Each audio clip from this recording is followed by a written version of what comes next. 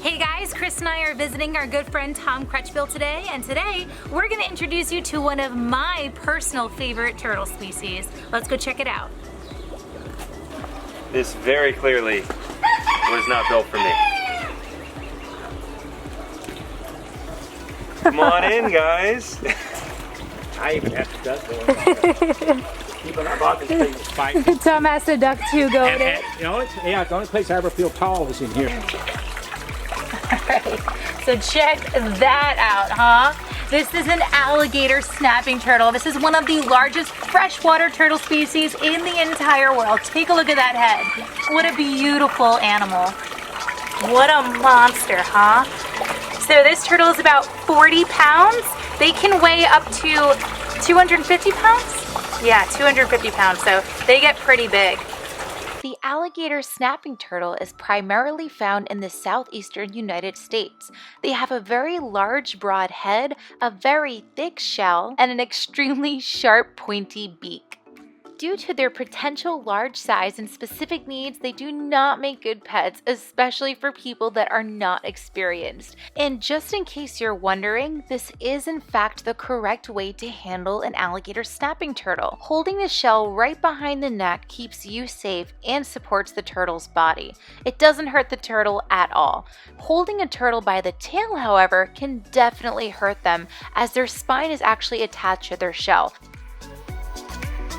So that was the female that Gabby had out. That's the smaller one. I'm gonna hop in here and I'm gonna try to find the bigger one. We're gonna try to pull out the male.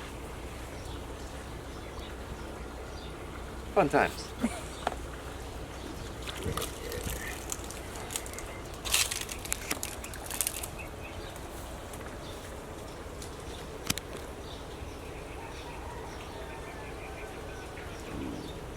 That is so hard to see. Are you nervous? Yeah, I can't see anything, so I'm feeling for it. That's pretty terrifying. A little bit.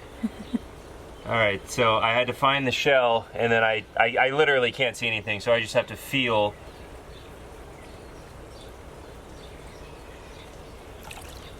Look at that thing, huh? Hi, big guy.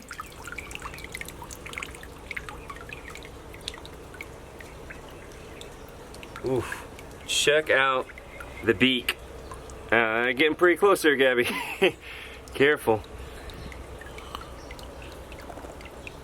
Okay, this is an alligator snapper. This is one from the Apalachicola River drainage. I've had him about 30 years. There are actually 3 different species of alligator snappers, each inhabiting a different range in the United States. One inhabits the Swanee River system, one inhabits the Apalachicola River system, and the other the Mississippi River system. It is the largest species of freshwater turtle in North America. Adult males can weigh over 200 pounds. This one's about 115 pounds, just to give you an idea of the size. I'll go with that. It would be almost twice that big. A bite from this, obviously, would be extremely dangerous. It could literally bite your hand. It could bite your hand off. You see the size of the foot. It's as big as the palm of my hand. And they are much faster in the water than you think. They try to bite out of the water. They don't try to bite much in the water, even if you touch their head. All right, guys, so check out the jaws on this turtle. That is just insane. They have an incredible amount of jaw pressure as well. In fact, you could see just how fast and how powerful those jaws are. Very, very, very powerful animal. So this turtle is so large, the head is so big, it can't tuck itself into a shell. If you take a look at the bottom, the plaster in there is actually very underdeveloped compared to the carapace. And so because they lack that defensive armor that many aquatic turtles have, they defend themselves in other ways. that powerful bite force, okay?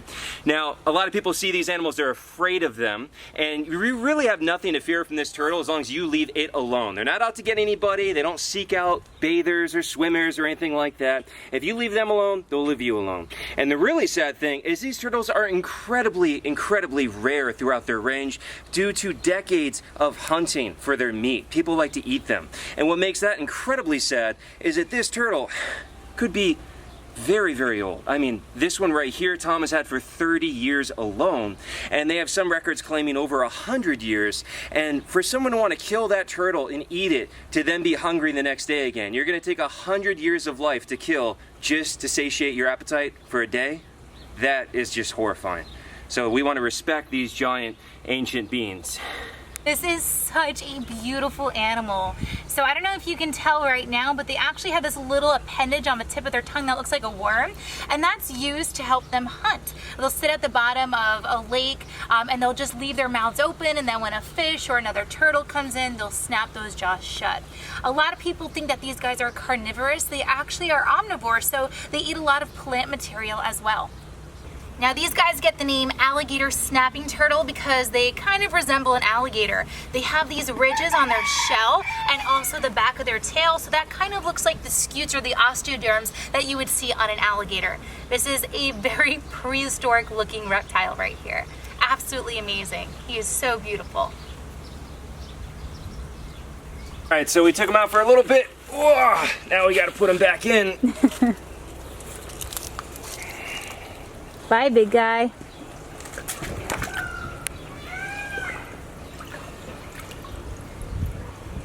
And it's gone. What an incredible animal, huh? Yeah. So this is Roscoe. He is Tom's 16-year-old rhino iguana, and you can see why they're called rhino iguanas. They have this little horn right here. Now these guys are endemic to Hispaniola, which means you can only find them there. You can't find them anywhere else in the entire world. Now most people say that reptiles don't really like being touched, they tolerate it. Roscoe actually really likes human interaction. If you pet him, he'll lean towards you. He allows you to pick him up like a baby. He's an absolute sweetheart. You can see he's closing his eyes and leaning into it. He's such a good boy. Now, although he's being very sweet right now, if this animal wanted to, he could literally bite your finger off. That's how strong their jaws are. They are omnivorous, so they'll eat fruits, veggies, and also other animals, probably like small rodents and maybe birds, lizards, things like that. But he's a really good boy.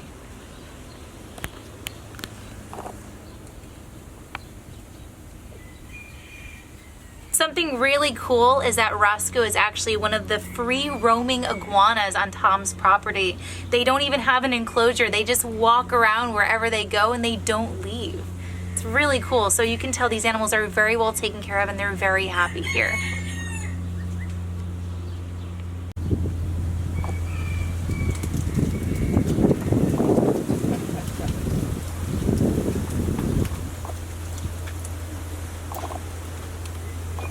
Just a girl and an iguana.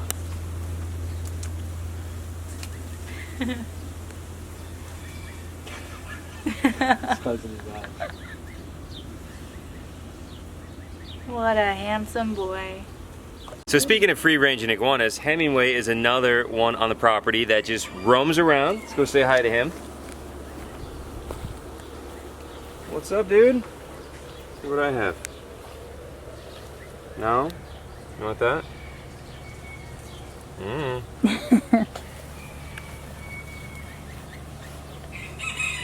Scratch his cheek, he falls over.